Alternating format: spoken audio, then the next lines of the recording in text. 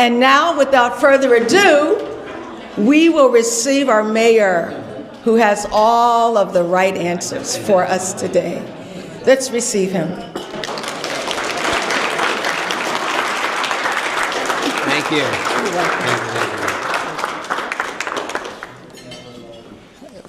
I was going to say I need that.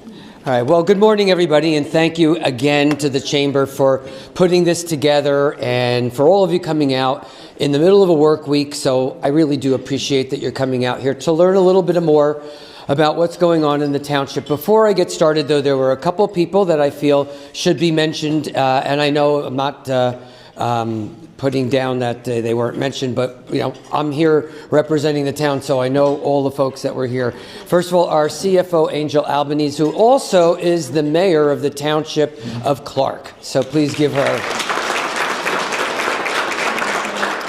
And speaking of our schools, 12 public schools, got to count Hatikva, but the superintendent of schools, Evelyn Mamone, please give her a warm welcome. And that Board of Ed that is responsible for selecting the superintendent, monitoring our schools, making sure that they're well run, has in our presence today its president, Mary Antonius. Where is she? I know she's back here, yes. And board member Antoinette Evola, also here representing the Board of Education. So please. And finally, before I get started, we are here at the Chateau, which has been extraordinarily graceful and really very cooperative with the township from the day they got here and has helped support many, many programs here. But one of the programs that they support is something called the Shining Stars Network, and they are a program and a charity that helps give opportunities to those in the special needs community by having a fundraiser that they do right here at the Chateau, which will be this May 18th right here at the Park Chateau. And I hope that you will look at the flyers that are on your table, because that is obviously something that as a township, is very dear to our heart, having decades of support for the special needs and the neurodivergent community that we've had here in East Brunswick. So really have to tip our hats off when there's other communities that are doing the exact same thing. So anybody who has the ability to support them by coming out and participating with them, that would be something I think they would truly appreciate. And I think that it also reflects something that's important to us. So let's get started. The topic that I wanted to talk about today is really about the things that you see going on around you all the time. And I appropriately labeled it today by the last line that you could see on the board, because if everybody believed everything that they see or read on Facebook, which is where a lot of people get their information today. So don't laugh, because frankly, statistics will show that most of us today, even those over 50, are getting all of their information from social media, whether that is Facebook or Instagram or TikTok. Most people seem to have not more than about 30 seconds of patience, and that's where they're forming their opinions and getting their data, which is really problematic. So here, at least in our little Anatevka, our little corner of the world, I'd like to try to clear up some of the things that you may have been hearing, reading, or hearing people talk about, where it has come from such data sources that are clearly not up to date. So let's get started on the most common things people talking about.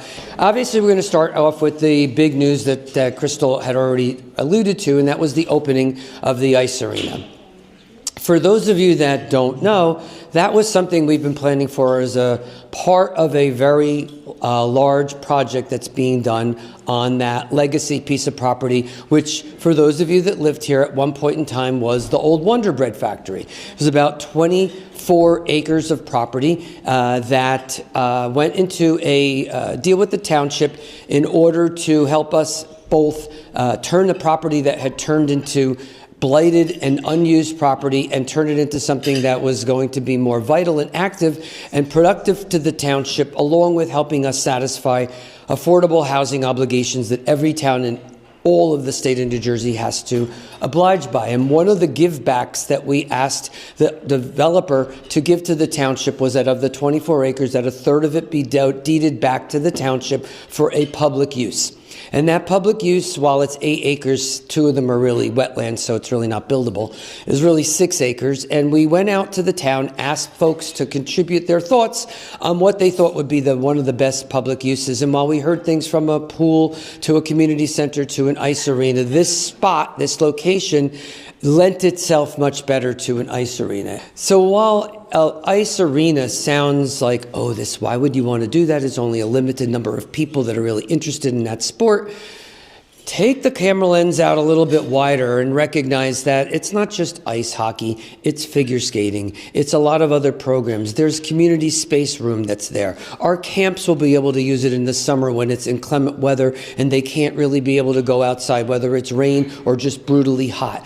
It's a building that will be open 7 days a week, all year long, not like Crystal Springs, which while it's enormously popular, it's only open for 2 months.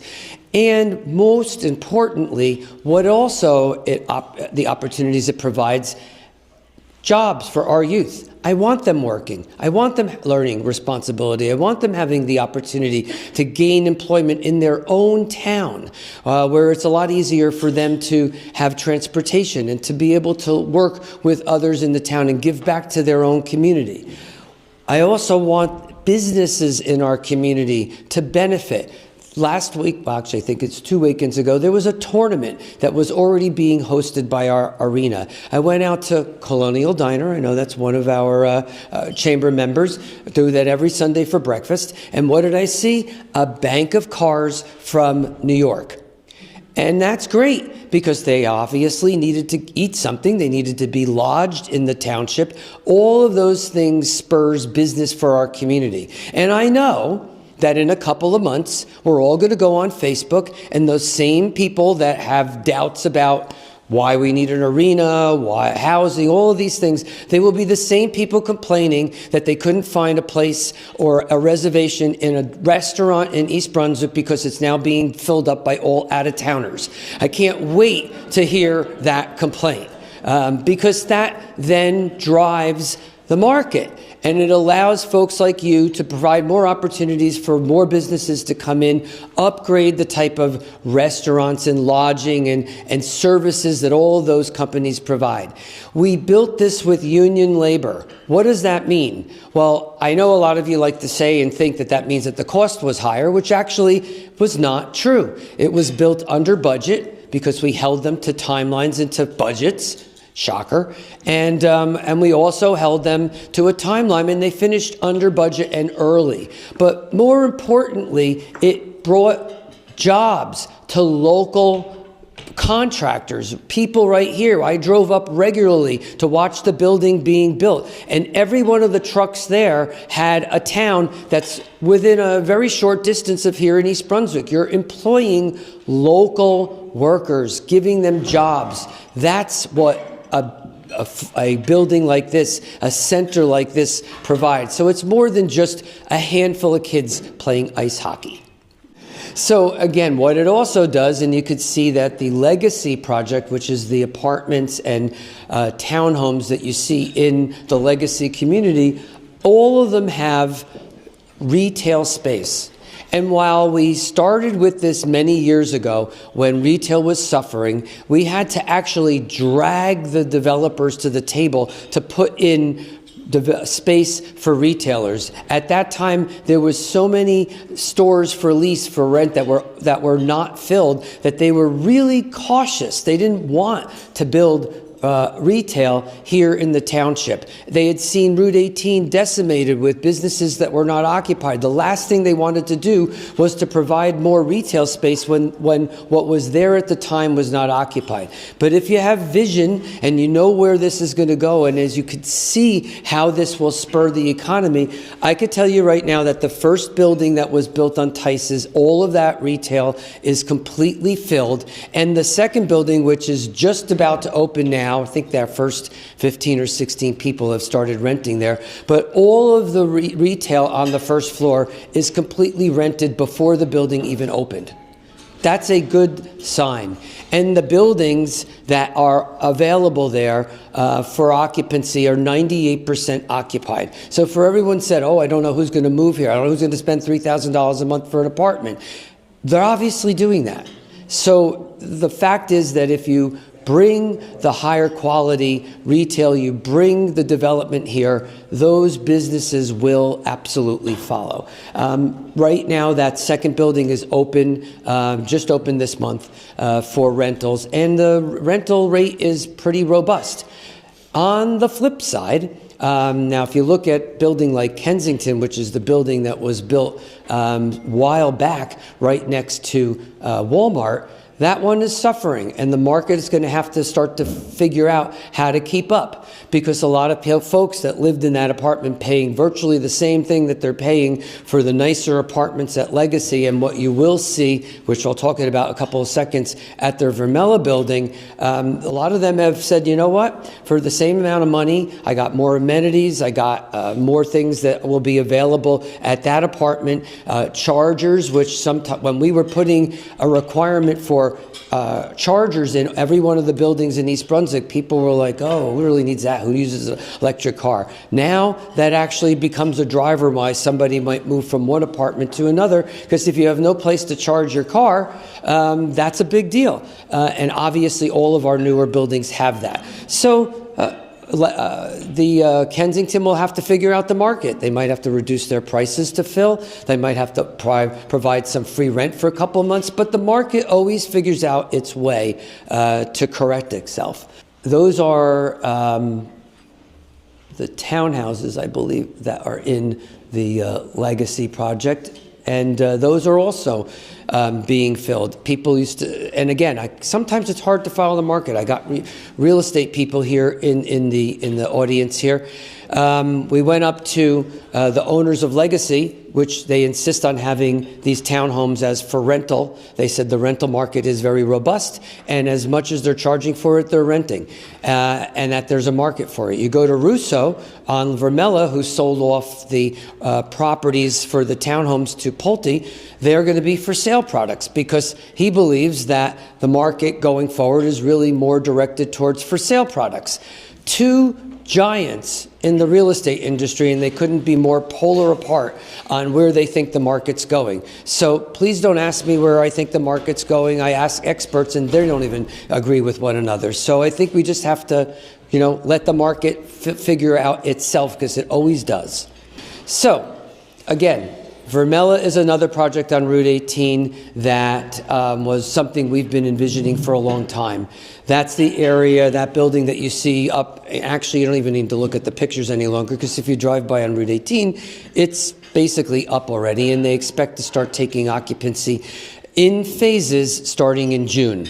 They're not, they're also going to be about the same price, but part of the deal in any developer coming in and doing a project in the township is that if you're going to get some sort of tax incentive to build something that involves picking up property, which is not cheap. Everybody on Route 18 thinks their property is worth millions of dollars. In some cases it is, in some cases it's not.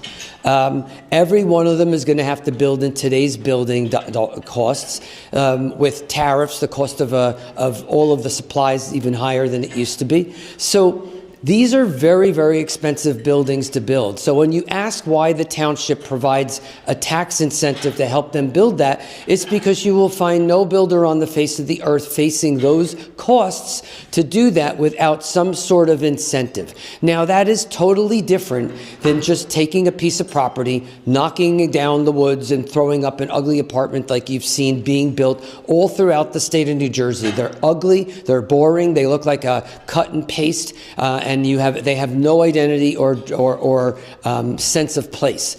What we were asking developers to do here was something uniquely different, where you create a community in a place where there was property that was blighted. The cost of doing that is astronomically different than what you get with a boring, ugly apartment. And so if you're not willing to offer some sort of tax incentive, there is no starting at that point. Zero. I go to redevelopment, I go to real estate meetings all the time. I've been in the company of a lot of these developers, and every one of them says the same thing. So I'm sick and tired of the complaints about pilots. There is absolutely no way you will get anything you want here done uniquely different and providing to the township a benefit unless the township is willing to offer that. It is a non-starter. I can't say it more than that. It is a non-starter for any company to come in and do this level of a project that is so uniquely different than anything else you see unless the town is willing to do that.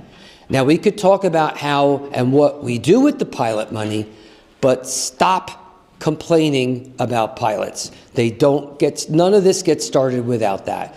And one of the ideas that we've had as a township is that the person, the group, the developer that came in from the beginning will get the best deal because they came in when the properties on Route 18 were in their greatest level of disrepair. It was the greatest risk that they were taking. So they will get the best deal. And every project that we do going along will not get the same deal that the project before got, because as newer retail comes in, as residents come in who clearly have the incomes to be able to shop and utilize the facilities we're asking them to build, as they come in, they're taking less of a chance because they're here already. So every new project, and we will get to some of them, will get a deal if they need one, if it's appropriate, but it won't be as good as the first one because the first developer took the greatest risk.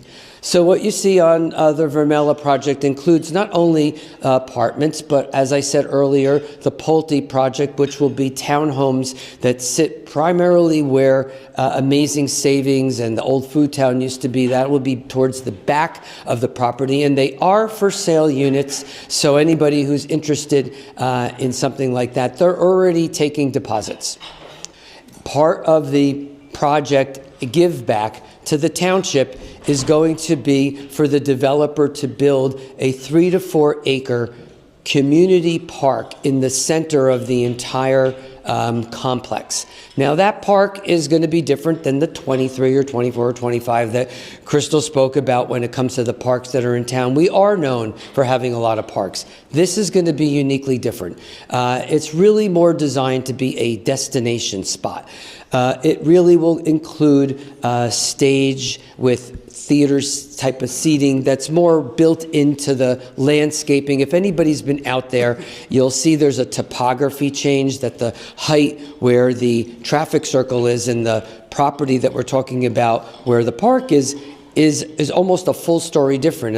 I'm sure you all realize that when you used to go to Dick's or Carl's or Old Crazy Eddie's, and then you look down at the Loman's complex, you're almost a full story above the area where Loman's is. So we're taking advantage of that topography change and going to have water features and an outdoor stage so that as you sit and have dinner in some of the restaurants, town is looking to build 8,000 to 10,000 square foot restaurants that will be approximately where the traffic circle is right now, a little north of that, and it will look over that entire park with open air areas that you could sit and listen to a concert or listen to a performance or a comedian and actually make this a destination spot. The developer is sparing no amount of money at making this park something that's really unique, with features that include homage to the fact that we're an art town.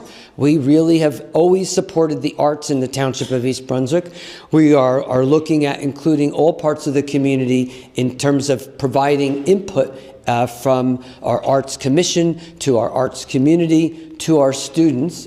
This is a little schematic view of how that will fit in. And while you see the traffic circle there, it's a full story above. There's going to be banks of trees and a whole sound wall. So everybody who's going to complain about all the trucks that are going to be on that circle, we are actually making an effort to make sure that you won't really hear them.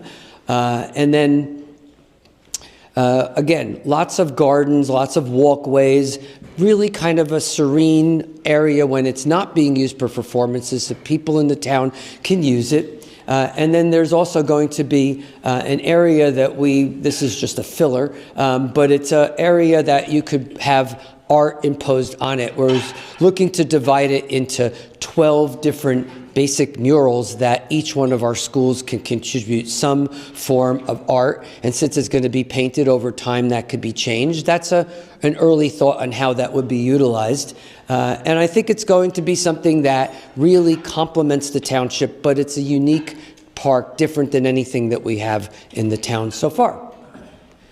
So, Tale of Two Cities. While we've talked about all the wonderful things that we have on that northbound side of Route 18, one of the things the town had been really concerned about is the southbound side of the highway, where we have the Motel 6 and the PNC Bank and the strip mall that's really seen better days. I could tell you, because we can validate it, Captain Keenley's here today, at least one unit of police a day are at Motel 6. That is a problem. That is a major problem. And so we attempted as the town to do what we've been doing all along with other parts of the township, Route 18 corridor that's fallen into disrepair, to put that as a redevelopment zone as well, so we could try to find a better use for that property, that whole area, including the old Bally's Fitness, then was Jack LaLanne for a while. It's been empty. Actually, it's had squatters that were living in there for some time. Again, our police know about that because I told you about a unit a day is out at that one portion of town. And God forbid it's something that requires 2 units. Anytime somebody's not having something taken care of at town from a public safety standpoint, they're probably at Motel 6. The point of all of that is that we followed the same recipe, the same guidelines to try to declare it as an area of needed redevelopment, like we've done with other areas. And while we've been successful in the past with every single area we've done that, the courts have ruled against us on that site and have not allowed us to declare it an area in need of redevelopment. Now, I want to get into land use law, although for the purposes of understanding, in order for an area to be declared an area in need of redevelopment, and in order for you to give a tax incentive for a developer to come in and do something like take something down, build something new, which is far more expensive, like I said to you before, than just knocking down trees and building an ugly apartment. In order to do that, you need to have an area in need of development designation, and there's very specific guidelines to get that. And it's standard, it's statutory. And one of those, besides being blighted, it could be unrented for a period of time, but one of them is this idea of obsolescence. And the courts have challenged the word obsolescence, because obsolescence to you could mean a totally different thing than obsolescence to me. So the court has put very strict standards on obsolescence, and we were trying to say that it was an obsolete design because the crime that was occurring there was because of its obsolete design. To go to the court and say that we wanted an area in need of redevelopment because of the level of crime is not a criterion. They don't give a crap about how much crime's there. It's not one of the criterion. So you have to say that the crime occurring there is because of its design. And we did not win on those grounds. So until such time as we can come back and figure out a different plan for how to deal with those properties, for the time being, there's very little that the town can do with those properties. Note that there are kids going to the public school system out of that property. Motel 6 is a hotel. Hotels are supposed to pay hotel tax, right? Sure, every time you go to a hotel, you get a bill. Township gets hotel tax. But because they are housing Section 8 folks and it's a place that the county utilizes, it's no longer under those circumstances considered a hotel, and they get paid vouchers for them to live there, and the town gets absolutely no income out of it other than the property tax that the owners still do have to pay. So they are putting kids in the school system. They are living amongst areas where there's the highest level of crime, and we are paying for that. So just want you to know that. Same thing with the PNC Bank, which I would virtually guess that any kid graduating school today has never, ever seen the bank operating. Which takes me to the final conversation piece, which if anybody looked at Facebook, the minute we talked about what was going on the mall, I got thousands of comments, not only from people in East Brunswick, patients of mine from outside the area. I had people calling from other countries that were talking to me about, oh, I hear they're changing the mall. We moved out. I was shocked. I didn't know that there was that much affinity and concern about the Brunswick Square Mall, which is actually a good thing. I'm happy that people care about the Brunswick Square Mall. So just so that we could lay the groundwork, the mall is the property we know as Brunswick Square Mall is really composed of three major property owners: JCPenney's, Macy's, and the mall. There's a couple of pad sites such as Olive Garden and Firestone and Habit Burger, but the vast majority of the 60 to 70 acres are those three owners. Macy's, over a year ago, was sold to a developer. It's no longer owned by Macy's. You should know they're paying a month-by-month rent. Their lease is up April of 26 with an extension to April of 27. As of April of 27, it will be done. The lease is over. They will vacate the property. It will be demolished. There is no way that in any type of redevelopment of that entire site, that building is so filled with asbestos that the cost of doing the renovation would be higher than knocking it down and building new. So that's it. No more rumors. April 27, it's done. And we need to talk about what will follow. It is an area, the entire 70 acres has been designated as a redevelopment zone, which gives the town the right to sit down with the owners and figure out what the new redevelopment plan will be for that property. If anybody asks you or says they know what that development's going to look like, call bullshit on them, because the town has not figured that out. We are still negotiating with the owners of the property. Who are the owners? Told you, a developer, TFE Enterprises owns the Macy's. The mall is owned by a combination of Paramount Property and Edgewood, which is Jack Morris, and Paramount Property is a property out of Lakewood, I believe. And they are in the process of renovating the mall. That's all they are doing, renovating the mall. That 1/3 piece that they own. The town does not own it. We can't walk in and tell them what to do. Anybody wants to tell me one of the retailers they'd like to see here, that's great. We'll pass that on to the owner. The town doesn't own it. But what I can tell you is that in the condition it was before they started doing any renovating, 75% of the space in that mall was not paying rent. Not paying rent. And the township bills taxes based on net operating income. So the fact is that we were billing them as if they were fully rented, and this past year we refunded in a tax appeal to the previous owners, not the current owners, the previous owners refunded to the tune of $1 million as a tax refund, because we were overcharging them based on when they were fully rented, and we all know that they weren't. And for all the comments about Farrell's and all the wonderful trips down memory lane that people had for the mall, that's great. But nobody was there. And if the residents of East Brunswick want me to continue taking your tax dollars to refund it back to the owners of the mall to keep it in the condition that it was, great. I have never raised your taxes more than $360,000 in a year. But if you want me to keep having the council approve a refund of $1 million to keep it that way, great.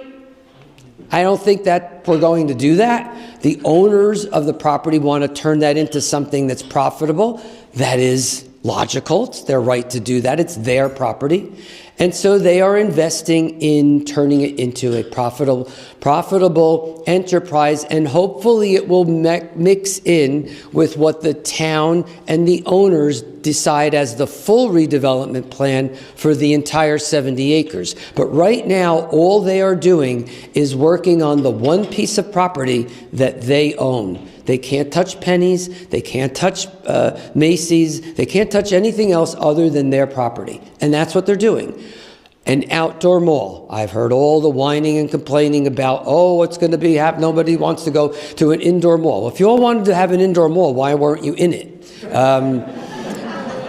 So the reality is that we want higher retail. I've heard that loud and clear. The council has heard that loud and clear. The owners of the property want better retail there. They'd like to make money on it. But the retail establishment has made it very clear what they want. They want to be seen from the highway. They no longer want to be on the inside of a mall. Nobody sees them. And so if we want to respond to the retailers that we all say we want here, we have to give them what they want. They want to be seen from the highway. They actually want a highway that has volume. So while everybody here is bitching and moaning about Route 18 and the traffic, they actually want volume on Route 18. They want that. So, you know, it's always going to be volume on Route 18. I was a resident back in 1985 at St. Peter's, and we had started talking to the doctors there. Everybody then was complaining about traffic on Route 18. It's always been a high-volume retail corridor. We want to keep it that way. We just want the volume to move through more efficiently without the bottlenecks and all that stuff. But the day you get rid of traffic and volume on Route 18, kiss away your biggest commercial corridor, and then when we no longer have the tax dollars coming in from that corridor, be prepared for us to bill you in your property taxes, because we are still an 80% residential community. There is no other place to find the money if we don't find it from our commercial corridor and turn them around and make them profitable and help them be profitable. So the first thing they want is the volume. The second thing, like I said, they want to be seen from the highway. The third thing that they want, brace yourself, apartments. I've heard it to hear about apartments. We have an affordable housing obligation. The township will meet it. Any town in the state of New Jersey that has tried to go to court, keep in mind, and I say it all the time, it's the courts. It's a constitutional requirement that the courts are imposing on every town. The odds of us going to court, the same people that just gave us that obligation, and trying to tell them that we don't want to fulfill it because it's going to put kids in schools. Boy, that's a unique argument. I'm sure no other town has come up with that. Or that it's going to burden your infrastructure or cause traffic. Boy, I'm sure the courts have not heard that one too. Nobody's won. So we're going to take our obligation and we are going to work with the developers, have them provide the type of opportunities that could be given to the town for free while they want something from us, and work with them.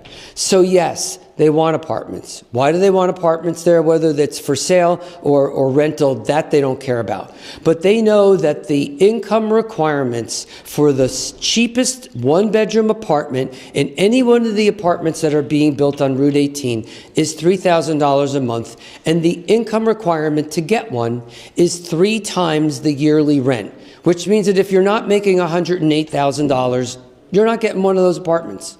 And every one of those retailers know that. So they want people in walking distance to the retail because it increases the odds that they'll be successful. So everything that you say you don't want as a town, I'm you in the general, the plural, not anyone personal, because I hear the complaints.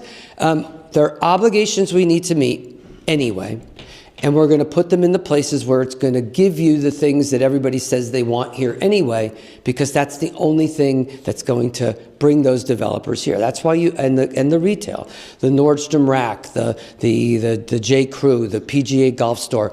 And I can tell you that on Vermella and on Legacy and on these properties, there's some really nice retail that's looking to come here.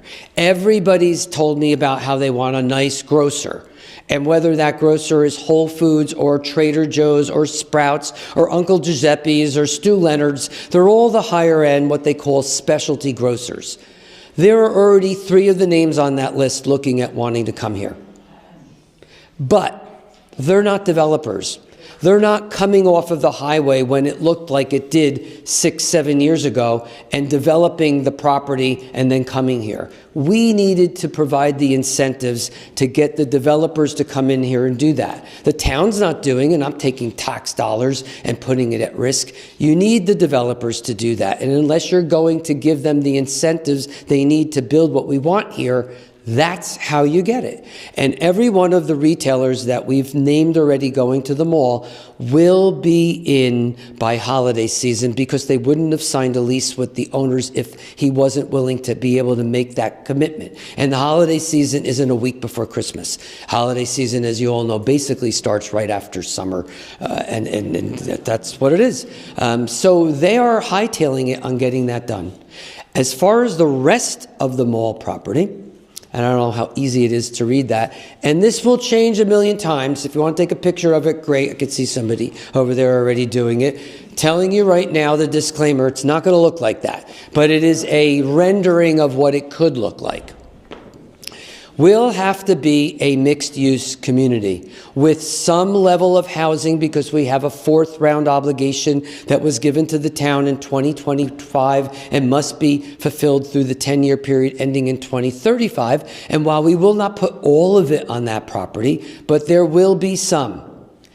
There will be some. And the developers, the people, the owners of the property now include the new owner of Macy's. It's not Macy's. The mall, and then the other owner is JCPenney's. Everybody seems to know what's going to happen with JCPenney's. That's great. Maybe you could tell me that, because they're still negotiating right now. JCPenney's is actually, shocker, doing fairly well in that location.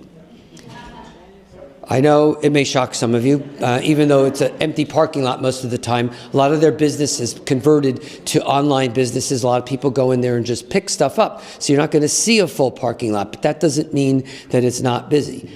JCPenney's as a business is struggling, but this particular JCPenney's is not. It's just getting by. Now, when they want to sit down and talk to us about redevelopment, they know it's a redevelopment zone. And in a redevelopment zone with the right to condemn, the township has the ability to condemn property if the development plan that we want is something that they can't satisfy. If that's the case, then the town, that's the point of having it as a development area with the right to condemn. If we can't come to a conclusion on what would be the right thing for that piece of property, which again has not been decided, then the town has the right to take property. That's not something that, even though we've had that right in the township, we've ever even done. But it gets all those people to the table, and it's been a tremendous tool in the toolbox to get those developers to sit down and actually have conversations with us with the idea that they need to make the town happy. So right now, that's the conversation. JCPenney's really doesn't want to leave. They don't need the 200,000 square feet that they have, so they may be open to a reduced size. They may be open to having the owners of the mall maybe put them in a different location on that property. That's not decided. Please don't have anybody tell you they know what's being done, because it's not done. It's a negotiation. Now, we do have affordable housing obligations, which I keep bringing up, because the redevelopment plan and the plan for what we're going to do with our affordable housing obligation was actually due. The affordable housing plan, what we're doing with our fourth round, was due in March. And the state usually approves where we're placing all the properties. What they've done is given us a 6-month extension because some of the obligation is being done on this property, and we don't know yet what the final conclusion of that will be. So again, we don't know that yet. It was actually a big deal for the state to give us that 6 months extension, but it is only for the property and where we will be putting the affordable housing on this piece of property, because they know that it's part of some larger redevelopment that we've yet to decide. So again, we will come back as we get more information. One of the things that we've held steady on when we come to redevelopment areas is that we want some sort of public purpose there, so that the builders, the owners, whether it's 1, 2, or 3, I really don't care, we have certain obligations that we've asked of that piece of property. It must still remain primarily a retail piece of property. So while there may be some housing there, it still has to remain primarily retail. We also want to make sure that there's some public purpose. That public purpose could be a pool. That public purpose could be a community center. That public purpose could be a lot of things. We haven't decided what that's going to be. At Vermella, it was the park. At Legacy, it was giving us back the 8 acres so that we could build the rink. We don't know yet what that public purpose is going to be, but it must have something. Residents in the township, if we're going to give them some sort of tax break to build something, we need to understand that the town's getting something back at equal or greater value for what we're giving them. That's the whole concept of redevelopment and pilots and incentivizing developers to do what the town wants. If folks want to have a say in what's going on, we have committees. We have a redevelopment agency. We have a business and economic committee that listens to folks' ideas about what they want. But all of this stuff has not been decided yet. The only thing that's decided is the individual owner of the mall is redeveloping, investing in his property. That's it. The whole rest of that project, what it's going to look like, has not been decided yet.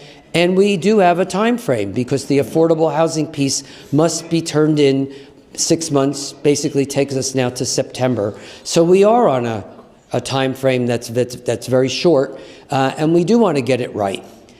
So let's just look forward to what that's going to be. But if you look at what we've been doing up and down the highway, the concepts and the things, ideals that we've held to, I can assure you that whether it's me, whether it's the council, our planning board, redevelopment agency, it's not one person.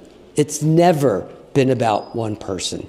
One person can have a vision, but it's never about one person. Everybody's had an opportunity to contribute their thoughts to all of the things that have been done along the highway, and we will continue to do that. And if there's money that comes in from pilot programs, and we can use that to provide other services to the township to help the schools, as we know right now, are in a bind with their state aid, and to provide things that help the kids, of course we're going to want to do that. Why would we not want to do that? The lifeblood of the township rests on its school system. It rests on people moving here for its quality schools, for the education the kids are getting, for the opportunities we're providing for them. I want people moving into the township with kids. Maybe their first entry into the township is going to be the apartment that every one of you, not saying every one of you, you again in the plural, I read Facebook, that all of you say you don't want. But like, come on, think back 2 generations when people moved to this country. They started out in apartments. Many of them never left apartments. That's been the story of this country from its beginnings. We start out and we work our way up and build generational wealth. And those folks, once they have their kids in the school system, are probably, as long as we keep them at the high quality that they're at, are going to look for a home here. And when they look for a home here, that means that some senior that was living there is probably going to look for a place for them to stay. I don't want them leaving, but maybe they want to downsize. And maybe that apartment that somebody's leaving is going to be available to the next generation of people with kids. That's the story of this country. It's the story of this state. That's the story of this town. So let's stop making judgments and let's all be part of the solution. But I will say, and I'll end with this, maybe within a year or two of starting this whole vision of Route 18, two of the owners of property on Route 18 came into my office and had heard that I was doing town halls.